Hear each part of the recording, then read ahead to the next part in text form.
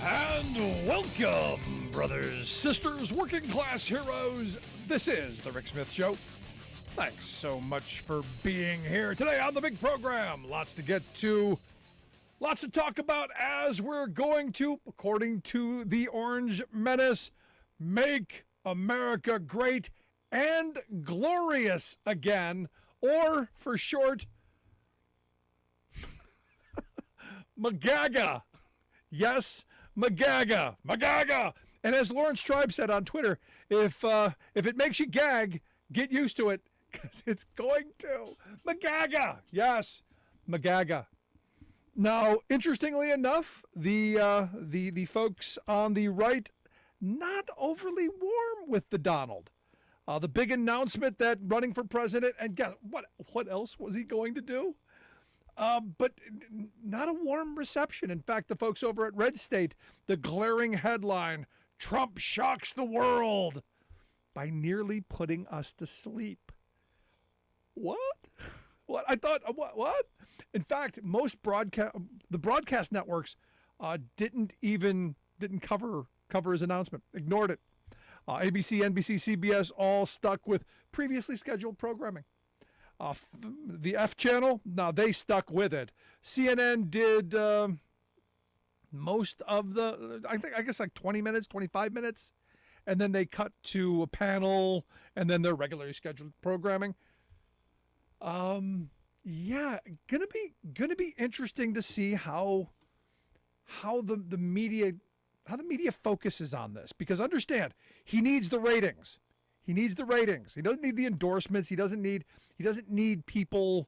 He doesn't need groups. He needs the ratings. He needs people to keep paying attention to him. That's what he needs. He needs people to start sending more money. He needs to be able to keep fleecing people. You know, the flock. Now, I do find it interesting that one of the billionaires and the big Republican mega donor, Ronald Lauder, said that he's not going to help Trump's 2024 campaign. That's kind of a BFD, I think. But that's yeah. Now, here's the thing. And I want to hear your thoughts. 1-866-416-RICK, 1-866-416-7425. You surprised that Trump is running, or are you surprised that he's running this early? I'm not surprised that he's running. Look, he's a narcissist. He craves revenge more than anything. He wants to seek vengeance. So it's not surprising to me that he's running for that reason. Look, run the country, push an agenda, make people's lives better. Really? Does anybody believe that? Seriously, does anybody believe that Donald Trump is running for office because he gives a tinker's damn about the country or about working people? Seriously, if anybody is out there, please, I gotta hear the rationale. 1-866-416-RICK, 1-866-416-7425. Because the reality is, he needs the attention, needs the love, needs the eyes. And look, you know, he was humiliated. He wants revenge. To me, that's what this is about. Now, the other part of it also, this early, in my view, is to keep, he's got to know incarceration is possibly down the road. He's got to know, you know, the idea that he may be indicted at some point about, you know, that perfect phone call with Brad Raffensperger about, hey, you know, go find me 12,000 votes in the seat cushion. You know, go rig the election for me. I'm going to ask you point blank to steal the election while I'm claiming the other side is stealing the election. I mean, is that lost on anyone, really? I mean, the irony. Now, interestingly enough, Republicans gained the House today. They are going to, and good on them. This is going to be an interesting 2 years with whoever is going to be Speaker. It looks like it might be McCarthy. Kevin McCarthy may be Speaker. We'll see. You know, he cleared the first hurdle. And I wish it for him. You know, it's one of those things, you know, he wants it. I want it for him. I want him to have the kind of insanity that I think we all know is coming. The kind of craziness that we all know is on the horizon. the investigations into Hunter Biden's underwear. I mean, I can't even. My mind doesn't go as far as their craziness is going to take us at this moment. So that will be somewhat entertaining. And look, as we talked about yesterday on the program, the reality is Democrats have a lot of catching up to do messaging wise and getting the infrastructure money spent and getting those projects, built and promoting the idea that, hey, look what we did and look how we're changing the country and the jobs that we're creating and the difference that we're making for the future. So this could be a little respite from actually having to govern, because Republicans don't have a strategy to govern. All they're going to do is gridlock, delay, hold the country hostage, because it's what they do. So that's going to be interesting. Now, interesting also, the Senate. Mitch McConnell fended off the challenge from Rick Scott. I thought it'd be a little closer. Thought it might be a little bit closer, 37-10. Kind of a thumping, so only 10 really crazy senators. I thought there were, honestly, I thought there were more. Thought there were more. It's that simple. But I go back to this. The next 2 years under Republican rule, at least in the House, because understand, and this is the sad reality of where we are. This election, while historic, while yes, the Democrats had done something that's not been done before, they kept the Senate and increased their lead in the Senate. They didn't lose, but a handful of seats in the House. Still doesn't give them a governing majority.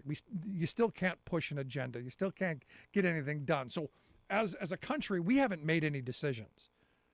We haven't made a choice yet as a nation. And that still has to happen. We are now in a holding pattern. And that holding pattern is going to see just how far Kevin McCarthy and the Freedom Caucus and the Marjorie Trainwreck Green Caucus is going to take us. I'm hoping this is one of those eye-opening moments that we go, wow, that we needed that. We needed that 2 years of insanity to bring us back to some semblance together, and then we can fix things. Maybe that's what I'm kind of hoping. Let's go to the phones. Got Alice on one. Alice, how are you today? I'm fine. I've got a tip for you. Hit me. Buy stock in popcorn. I've already got a box. Well, you better stock up. It's going to get interesting from what I'm seeing. Yeah, no.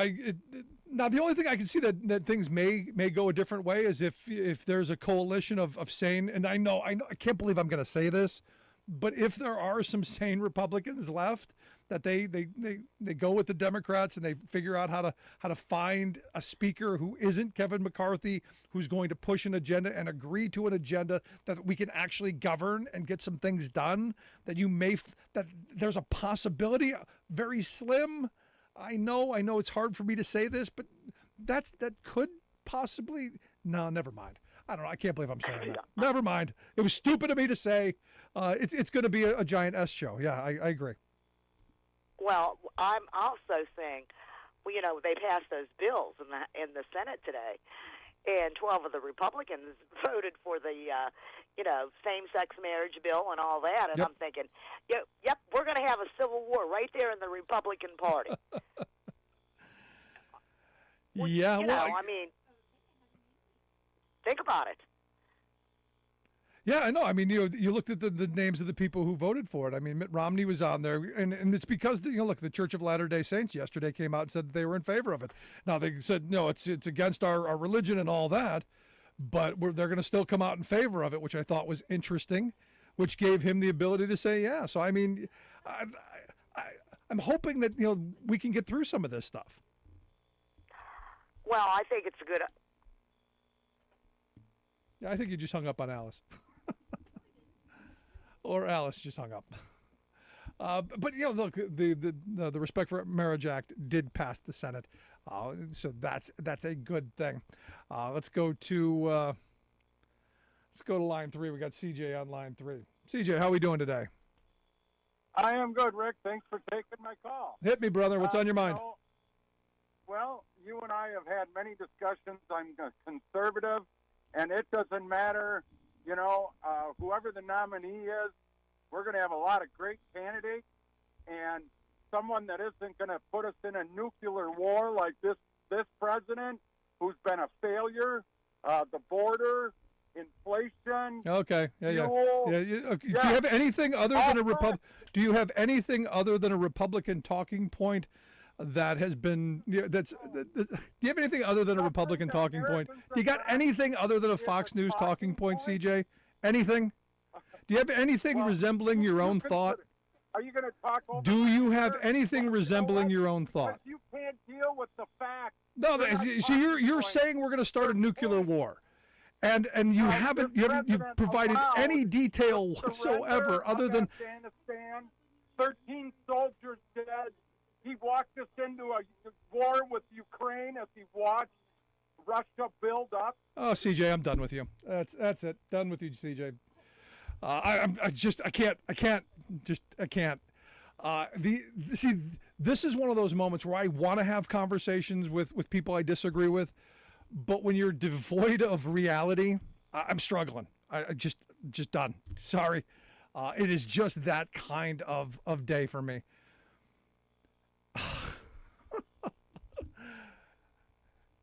This idea that, again, every one of these situations, they're going to lay at the feet of Joe Biden. Everything's Joe Biden's fault. I ran into this over the weekend. Gas prices are all Joe Biden's fault. And you go, well, energy is a global commodity. You do realize what's going on in Ukraine. You do realize that we came out of a pandemic. You do realize corporate profits are. You do realize all this. No. It's always the simplistic. It's what the talking point is. It's the Keystone XL pipeline, which would have done nothing to lower gas prices, was never going to be used here in the U.S. The Keystone pipeline is operating just fine. Yet you ask the average conservative if they know that. No. And I'm so tired of the right-wing blather points and screaming about the border without a solution. Their solution is we're going to slam the door. Well, that's not going to happen, because there are things called ladders and things called shovels. Find me a workable solution and we'll have a conversation around that. But just screaming talking points, not working for me. Not working for me at all. I got to take a quick break. Right back after this. Stick around. You're listening to The Rick Smith Show.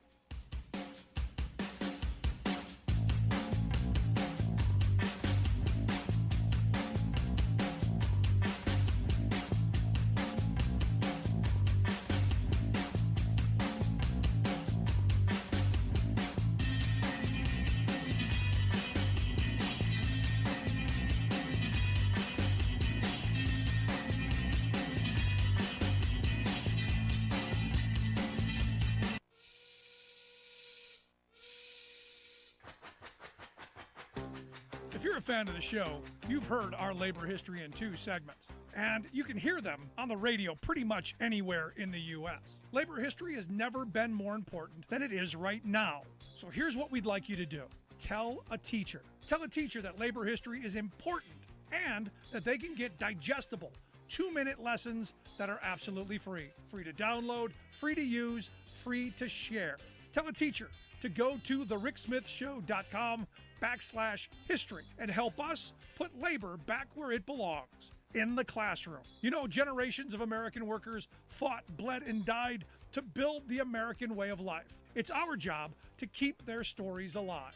Go tell a teacher that we're here to help them do just that. Find us at thericksmithshow.com/history today.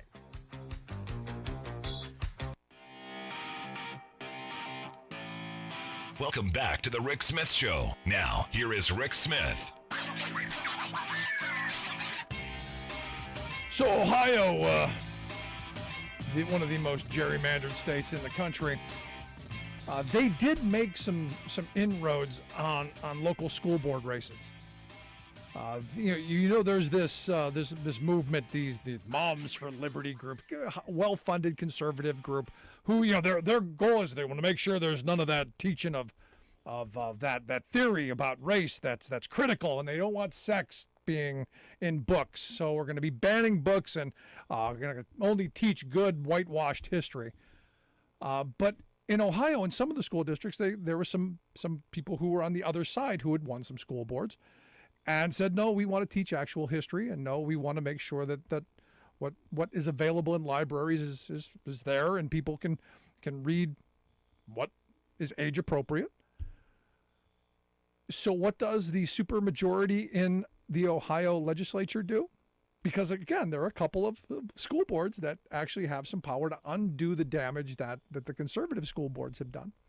What do? Well, they introduce a piece of legislation that would take, this is it, they would take away all power from the Ohio Board of Education away from them and give it to the governor. Yeah. See, again, it's about power and control. It's not about, the rhetoric from my conservative friends is always about, local autonomy. It's about smaller, less intrusive government, unless it's what they believe and what they want to ram down our throats.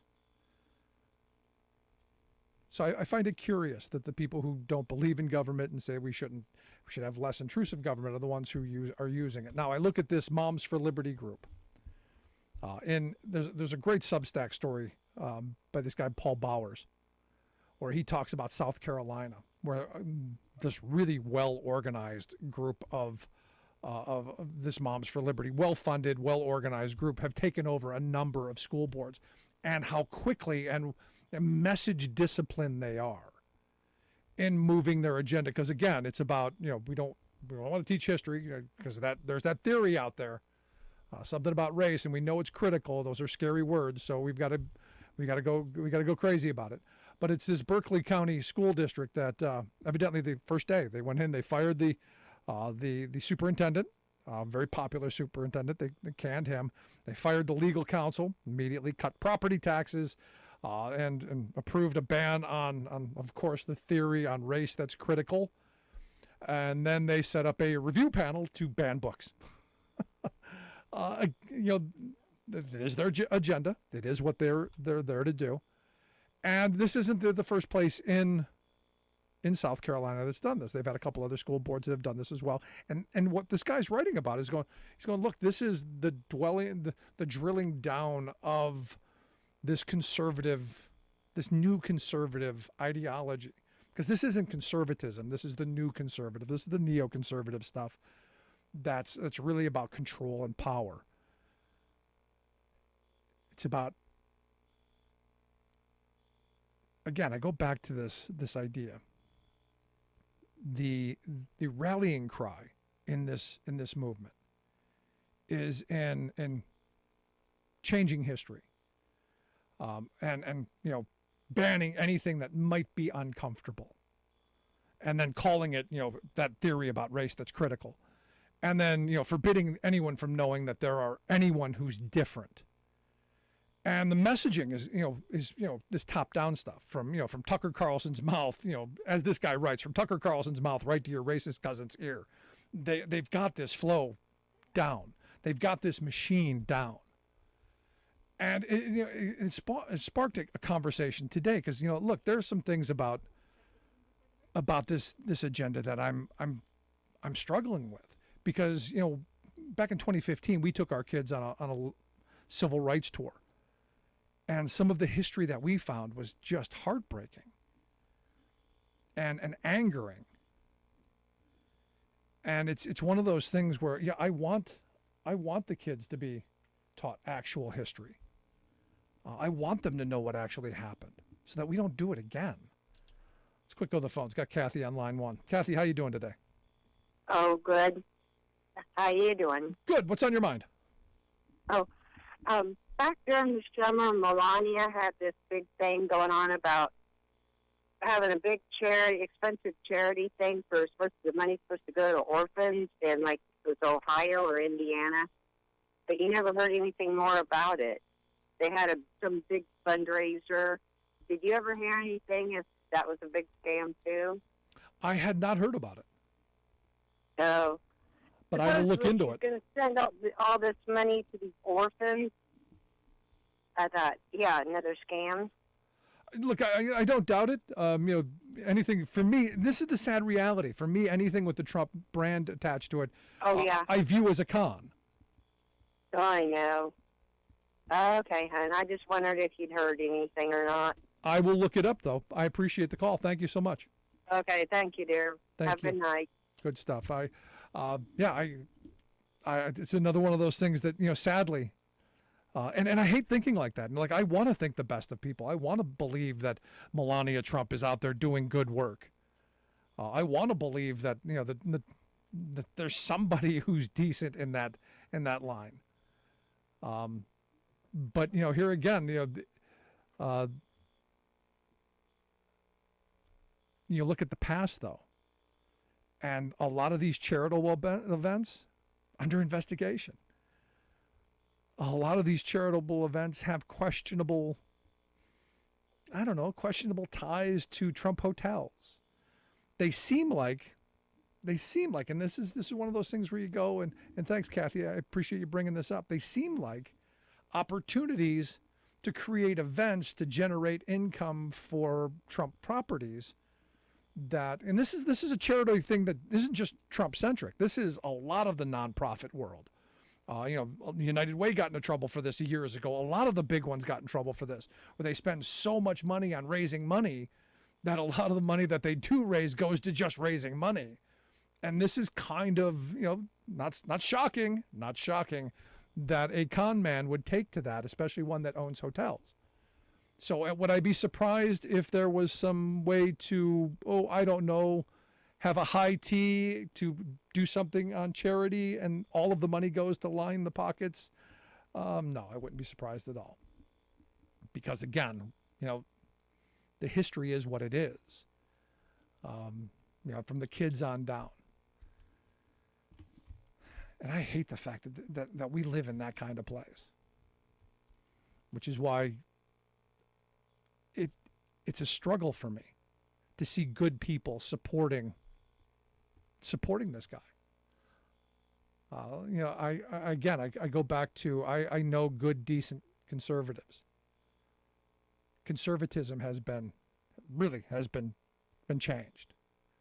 That idea of the conservatism of the past, the Eisenhower conservatism, belief in institution, that fiscal responsibility, I struggle. I struggle with where we are today. There's so much of it. But I go back to real quick, just to kind of finish this main thought up here. I go back to this school board thing. This Moms for Liberty group and the people pushing this, American Legislative Exchange Council on down, those type of groups, this is really about destroying public education. It's about rallying the troops and all of that and fundraising and all that, but it's really about destroying public education and profitizing and privatizing. Ultimately, the people pulling the strings behind the scene and activating these groups and funding these groups, it's really about taking education away from the working class. At the end of the day, that's really all it's about. And if we lose this, if we allow them to take public education and privatize and profitize and prioritize for the worthy, your kids and my kids are going to be the ones that suffer. Just my thought. Love to hear yours. You can email me, rick@thericksmithshow.com. Gonna take a quick break. Right back. Stick around.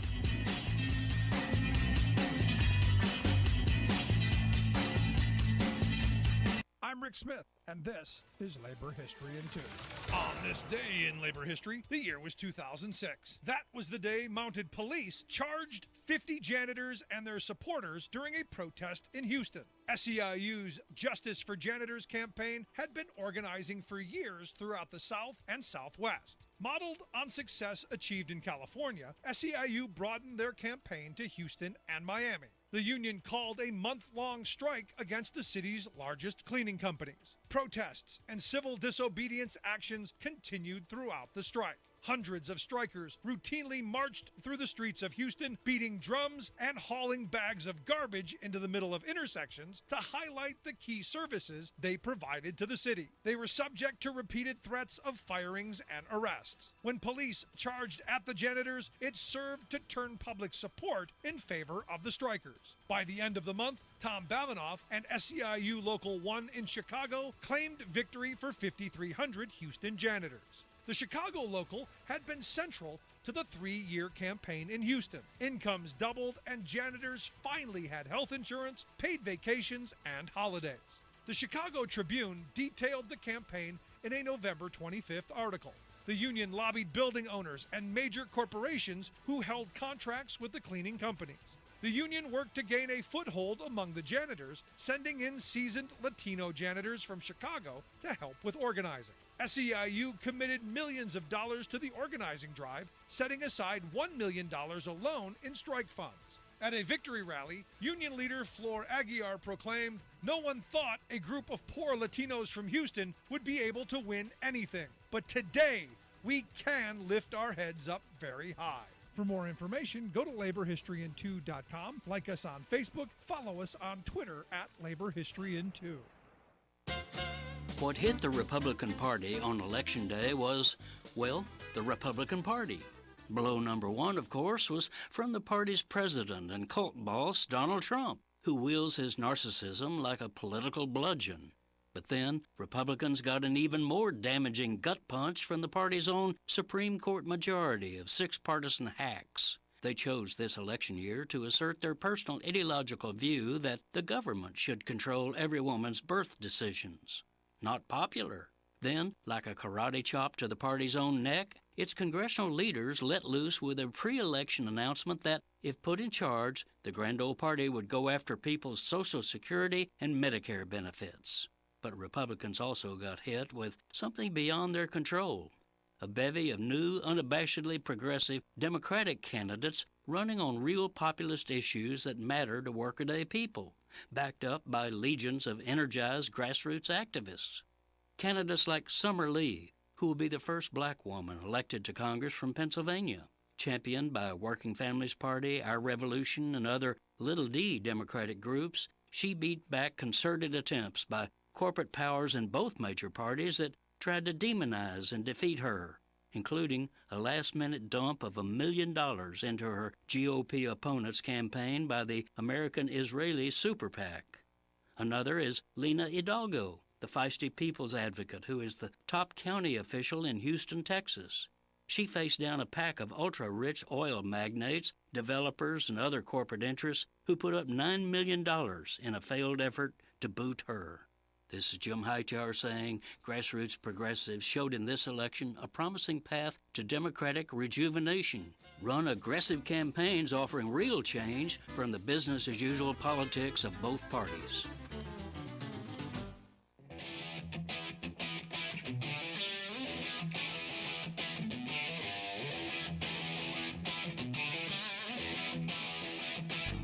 Welcome back to the Rick Smith Show. Now, here is Rick Smith.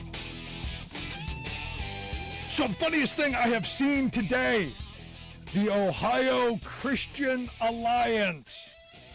Yes, the Ohio Christian Alliance. They have made some really wild claims that there's voter fraud in Ohio. Extreme, enormous voter fraud in Ohio. It's in the early voting and the mail-in ballots, of course, but it's voter fraud in a state that is wildly rigged. And Republicans have a super duper majority. They control absolutely everything. But yet, there's fraud. There's fraud. Oh my gosh. It's crazy. Ballot harvesting, all kinds of stuff. It's everywhere. It's rampant. But yet, Republicans control everything. I'm confused. There used to be, it's been a long time, not been an awful long time since I've been to church, but there used to be a thing they used to, when you were making things up, they used to call it something. A sin, that's right. Yeah. Religious people used to know that kind of stuff. But yeah, but here to share some thoughts on just how fun and entertaining the lame duck session in Ohio is going to be. I've asked Katie Shanahan to come give us some insight. She's an advisor with Equal Districts Coalition, their website, equaldistricts.com. Katie, thanks for taking time for us. Thanks for having me, Rick. So, there's widespread voter fraud. There's widespread mail-in ballot fraud, ballot harvesting, voter registration stuff, all kinds of stuff. Your state's just rife with fraud. Yeah, it's interesting because our Secretary of State, Frank LaRose, spends a lot of time assuring all of us that our elections do actually have integrity, that there is not rampant voter fraud occurring in state, and that we should trust the outcomes of our election. And yet, at the same time, his colleagues and he support all of these pieces of legislation and candidates who would sow doubt in the integrity of our elections and claim these lies about how our elections are run and how they turn out. Also interesting because is the suggestion that our elections that just elected even bigger supermajorities of Republicans, if those aren't legitimate, can we rerun them under fair maps? That would be great. Can we run them under legal maps? That's right. My guess is that's probably not what they're asking for. All right. So what are they doing now? I mean, because I've already talked about them, proposing a legislation to take power away from the school boards and give it to the governor, because heaven forbid the school board have a little bit of power. What are they doing on the voting front in your fair state? Yeah, so we just finished an election, like you said, under illegally gerrymandered maps at both the state legislative and congressional level. At the state legislative level, those gerrymandered maps gave Republicans even bigger supermajorities. And if that weren't bad enough, they came back swiftly into session at the state house and are working on pushing various different bills that are dangerous to our democracy and also just are not reflective at all of what the majority of Ohioans need, want, or support. For example, there's one piece of legislation that's getting a hearing tomorrow that would make it more difficult for especially Black and Brown voters, youth voters, elder and rural voters to cast ballots for folks with disabilities. That would cut our ability, the time that we have to early vote, that would decrease how much we can actually use ballot drop boxes by saying that they can only be used to actually accept ballots. At the moment, they are ballot drop boxes. They're sort of like post office boxes outside of a post office, and they sit there all the time. So people use them, for example, to submit voter registration forms and other election-related forms. Absentee ballot requests, for example. This would say that they can only be outside of the BOE and used during when voting is actually occurring, so they can only accept ballots and would only be available for that month of voting that we have. It would decrease how long we have after Election Day to actually accept mail-in ballots. So right now, by law, we accept mail-in ballots, and primarily the ballots that are coming in, quote unquote, late. So after Election Day are actually from voters who are overseas, who are serving in the military, or folks who are living overseas, to just 7 days rather than 10. It would stiffen voter identification requirements. All in all, just sort of a rubber stamp ALEC piece of legislation that would make it more difficult for us to vote. That's one piece. There's a separate voter ID law that's moving in the Senate. That bill that I just described is in the House. Of course, like you said, the bill that would gut the Ohio Department of Education is another real slap in the face. It's in seeming retribution for Ohio voters actually electing Democrats to that board. Now that Democrats have a majority on that state board of education of folks who actually support public education, they want to gut that body and instead give all of that power to the legislature. And then the other big announcement that came today hasn't been unveiled. The presser for it is tomorrow. But our Secretary of State, Frank LaRose, and Representative Brian Stewart are going to unveil a constitutional amendment that they will refer through the legislature to the ballot that would actually gut our ability as Ohioans to amend our Constitution through ballot reforms. There are two ways to get ballot reforms on the ballot here in Ohio. One is that the legislature itself passes an amendment and then it gets referred directly to the ballot, which also actually bypasses the people because it doesn't require any Ohioans to sign the petition to get that on the ballot. The other way is for Ohioans to go out and collect hundreds of thousands of signatures to get that issue on the ballot. And our ability to do that is absolutely essential in a state like Ohio that is so gerrymandered that it blocks our ability to get any progress on policies that we actually support through the state house, through regular legislative means. Our ability to go to the ballot and actually enshrine policies or rights into law is our only way to have a real voice in our political process because we're essentially locked out of it through the legislature because of gerrymandering. So what the rumor is that they're going to propose is that it would increase the signature threshold from just a bare majority, 50%, for a ballot reform measure to pass to 60%, which, like I said, would just make it more difficult for us to actually have a say in how our government functions. Yeah, I mean, it's starting to sound like the Senate. We're going to make Ohio like the Senate, where Yes. nothing is ever going to get done. That's right. And look, that's the point. They've got their hands firmly on the steering wheel. They don't want to give up control, much like That's right. they don't want to give up the maps. And you look at somewhere like New York, who listened to the law. Democrats in New York said, "Yeah, we abide by the law. The judges said this. We'll follow the letter of the law." They ended up losing in Ohio. They said, screw you. Well, not just once, not just twice, not just 3 times. What was it, like 5, 6? What are we up to, 20, 30 times 7. now? There were 7 strike downs total of the maps, 2 for the congressional, 5 for our state legislative maps. And I guess it's okay. So I guess crime does pay. That's right. Yeah. Yeah. The rule of law doesn't exist really in Ohio when it comes to our democracy, given that the Republican leadership was just fine with ignoring court orders to redraw. There are actually still enforceable court orders in effect right now for the Ohio Redistricting Commission to redraw both our state legislative and congressional maps, and they're just not doing it. Yeah, see, here's my problem with this, though. You go, okay, eventually, I'm told eventually this will work itself out. Eventually we'll get to the right place. Eventually it'll be good. Eventually they'll follow the law. Eventually. But all of this bad stuff is still going to be there.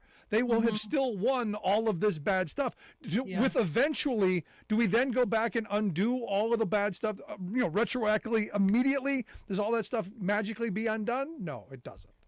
No, of course not. I mean, even if you, in the next election cycle, where all of those offices of leadership, the statewide constitutional offices, if somehow we could get the chambers to flip to being Democratic controlled, of course, you're not able to just immediately undo the decades of damage that Republican leadership has exacted on Ohioans.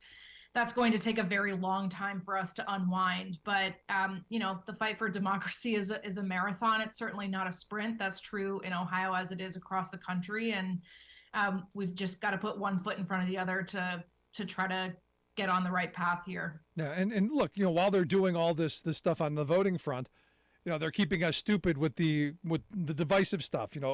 Yes. I guess we've got some of the gender stuff again. I mean, yeah, there's a hearing today where actually almost 300 Ohioans submitted testimony, either written or in person at the State House, on a bill that would prohibit gender-affirming care for LGBTQ plus youth. It would force teachers to out trans students to their potentially unaccepting parents, and would actually criminalize doctors, prohibiting them from providing that care, but also making them legally liable if they did provide that care for LGBTQ plus youth, which is just, just like with the fights to block abortion access is an attack on bodily autonomy and an incredible attack on our ability to have control over our bodies and over our healthcare decisions, which shouldn't have politics anywhere near it. Yeah. So it's just, in each of these ways, it's just an affront, like I said, to democracy writ large here in Ohio. See, this is where, true conservatives would look at this issue and go, no, this isn't the place for government to be involved. Exactly.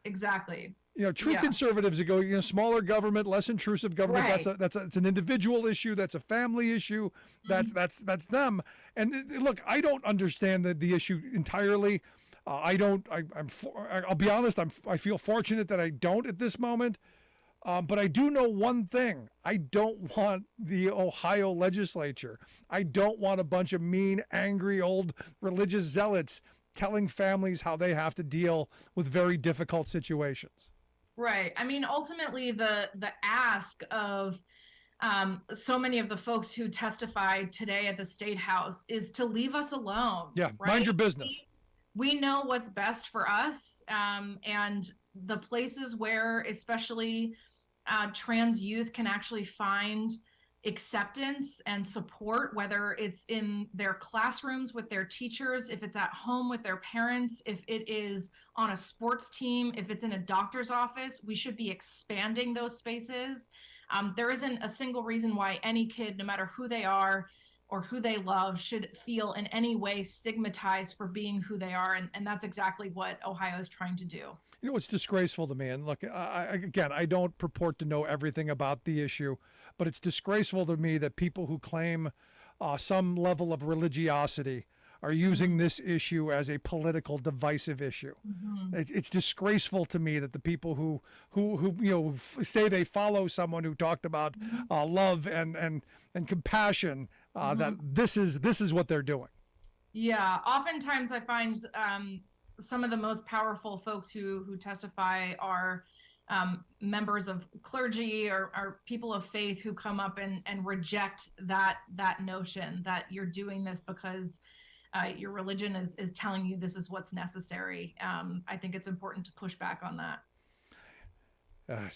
We're just in such crazy times. You're listening to the Rick Smith Show with Katie Shanahan. She's an advisor with the Equal Districts Coalition, equaldistricts.com, their website, if you want to take a look at the work that they're doing.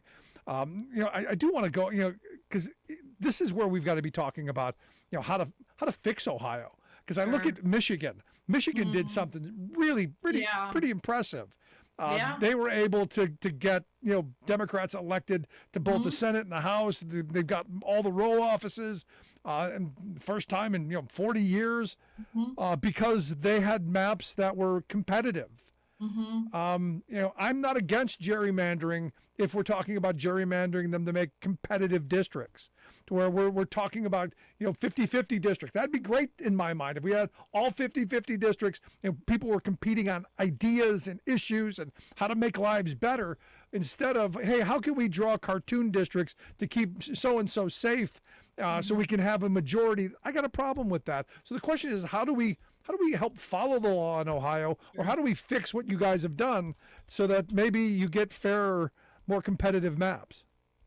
Yeah, it's obviously it's both exciting to see what's happening in other Midwestern states. Of course, as somebody who lives in Ohio, it's also really sad to watch those things happening elsewhere and not in your own backyard. But I always say we are not so unlike states like Michigan or Minnesota or Pennsylvania in the Midwest that those types of wins for democracy are impossible. The reality, though, is that what separates us from those other states is just how suppressed we are when it comes to equitable access to the ballot box. Unlike other states in the Midwest who've actually worked to expand access to democracy by implementing either fairer redistricting processes. So like in Michigan, they had an independent redistricting commission. We, of course, did not have that here in Ohio, but also policies like same day or automatic voter registration. We don't have that in Ohio. It's why Ohio has some of the lowest voter turnout rates across the Midwest, because we don't have policies that make it as easy as possible to get registered to vote if you're eligible. But we are also home to some of the biggest voter purges in the country. In the last decade, we have purged 2.4 million people from our voter rolls. And the precipice that gets you purged from the rolls here in Ohio is that you don't vote. The reality is that your constitutional rights are not use it or lose it. You have the right to vote, and you also have the right to sit out elections if you don't feel like participating. And yet Ohio sees that as a reason to kick you off the rolls. So when we're looking at how we actually fix those problems, of course, we can have an entire conversation about how we can fix our redistricting process. My first hint would be to get those pins out of politicians' hands and to get a more independent process to draw those maps. But we also have to look at how we undo some of that voter suppression that exists. We have to figure out how we can re-register the 2.3 million people who skew under 35 and Democratic, re-registered to vote and re-engaged in the process. We also have to figure out how we can implement policies like either same day and or automatic voter registration. That, though, is going to perhaps be made more difficult because the only way that we could implement policies like that is by going through a people-powered ballot reform measure, which the Republicans now are going to make more difficult for us to do potentially. But those sorts of policies are necessary. But it also, quite frankly, takes investment. it's not popular that people want to spend money where you're losing electorally, but divestment in Ohio is not an option. It's not an option to just stop giving money to entire states because you want to write them off. If Ohio were so reliably Republican, why are Republicans still trying so hard to suppress our votes even further? To me, that says voters in Ohio still pose a threat to Republicans. And that means, I mean, until the day I die, I'm Ohio born and bred. Ohio is absolutely worth fighting for. Our communities are worth fighting for. Our democracy in this state is worth fighting for. And what we need is investment to support the long-term, year-round organizing work that has been done in Michigan, that has been done in Wisconsin, that has been done in Michigan and Minnesota and Pennsylvania, to re-engage those folks who have been unregistered to vote or who were never registered to vote, to get young people engaged into this democratic process, and to actually get us on a path to a better future in Ohio. And the place you go for that is equaldistricts.com if you want more information on the work that Katie Shannon and her group does. Equaldistricts.com is the website. Katie, I appreciate the time, the passion. Thank you so much, I hope you'll come back and share some more, especially as the fun and entertainment of the Ohio lame duck continues. I would love to do so. Have a good night, Rick. Thanks so much. And look, I don't even know what to say about my former state. When I left in '93, it was a sane state. It was a sane state, and somehow over the years, it has turned, well, into this. But I'm with Katie. It's a great state, great people. They can save it. Well worth saving. All you got to do is, well, vote. Take a quick break. Right back.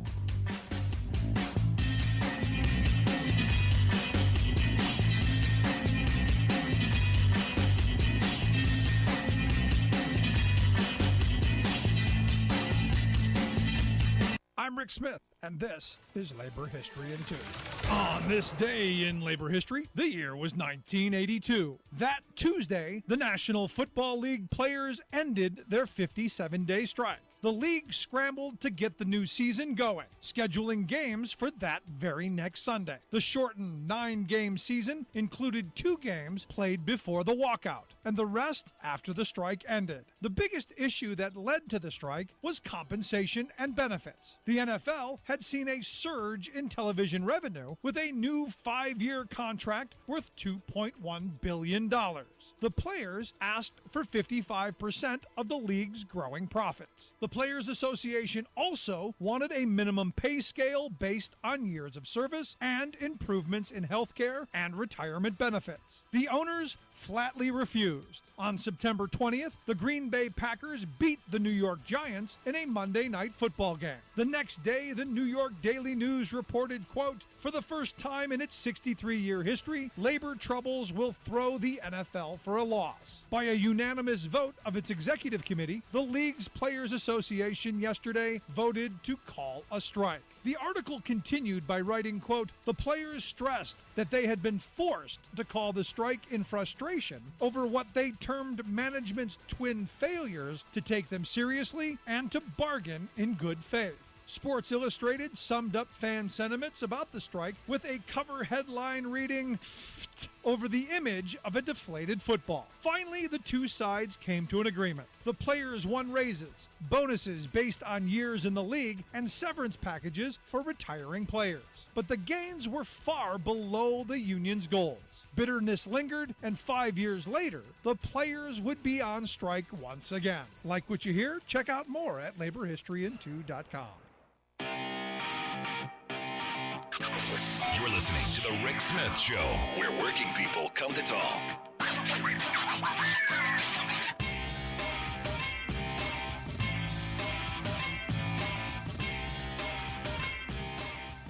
Welcome back to The Rick Smith Show. Check out the website, thericksmithshow.com. So Rashid Tlaib brought something up in a hearing I thought was very interesting. Evidently, Alabama diverted $400 million. $400 million in $400 million in COVID relief money to fund 3 mega prisons in Alabama. And you think about, the message, that sends. You think about the message that it sends that, we're going to spend all of this money on for-profit prisons. Going to spend all of this money when one of the poorest states in the country needs the public health dollars. I mean, stop and think about that for a second. Just the obscene amount of money that they have wasted. And look, Alabama is one of those things that I find just quite remarkable. You think about the volleyball thing with Brett Favre. The amount of wasted money that we spend on prisons. Now, I moved to Washington State because there's a story in Washington State that, and the reason I bring up the Tlaib thing is because nobody seems to care about this. Well, we need to lock up those prisoners. You go, okay, violent criminals, I agree with. But, some of the people we lock up for, questionable. But I look at this guy, Clifford Farrar. Clifford's a 51-year-old guy with type 1 diabetes. He's been insulin dependent for years, since the age of 15. Evidently, one day, according to his medical records, it showed that his blood sugar was dangerously low. Staff gave him this glucogen that would raise his levels. According to the records, the blood sugar shot up. He had a seizure, had a heart attack. He died. Should have ended right there because, guy in prison, had a bad diet, didn't take care of himself, blah, blah, blah, blah. Coroner said died of natural causes. Should have ended right there. Except the family said, no, wait a second. This is a guy who was begging for help, begging for treatment, begging for supplies that evidently the prison said, no, that's on you. While in prison, you have to pay for the supplies for your insulin pump. And, it got to my head where I'm going, no one cares about prisoners because our healthcare system, for people who aren't in prison, isn't much better. So as I was reading through this story, I'm going, this is horrible. Someone should be held accountable. But sadly, this stuff happens to poor people all the time. And while we're focused on, nonsense, while we're focused on the things that divide us, it's this kind of stuff. It's this kind of stuff that I would hope that could bring us together. No? I mean, maybe it's just me, but, my thought process is make people's lives better, work together, get stuff done. But I look at what's going on in Ohio, man, and it's all about just holding on to power even more. It's all about strangling democracy. And look, we're doing it to ourselves. I'm frustrated when I hear the F channel talking points ad nauseum because it tells me you haven't really thought about them. I'm frustrated when people throw out every problem without a solution. Or that solution is always, I've got a hammer, everything is a nail. We've got to do better. Just my thoughts. Love to hear yours. Email me, rick@thericksmithshow.com. If you miss any portion of the program, make sure you grab the podcast. Wherever you find yours, you'll find ours.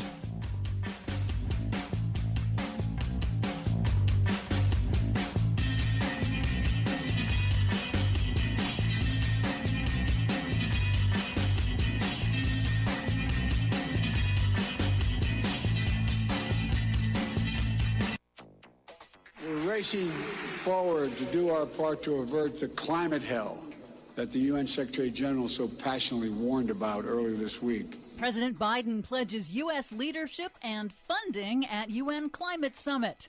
U.S. and China resume formal climate negotiations. Plus, that result means Democrats would once again control the Senate. Democrats hold on to thin Senate majority, holding line on U.S. climate policy. All of those thin majorities and more straight ahead from BradBlog.com. I'm Brad Friedman. And I'm Desi Doyen. Stand by for 6 minutes of independent green news, politics, analysis, and snarky comment. And let me tell you this even. If we was ready for the green agenda, I'll raise my hand right now, but we're not ready right now. We're not prepared. We're not ready right now. What we need to do is keep having those gas-guzzling cars. Ladies and gentlemen, Georgia's Republican U.S. Senate candidate, Herschel Walker. This is your Green News Report. Okay, Desi Doyen, the election that continues to inform our outlook on the climate. But first, we're stuck dealing with what happened in Florida. Yes, we are. Hurricane Nicole caused an estimated 5 to 7 billion. You're on board KCAA's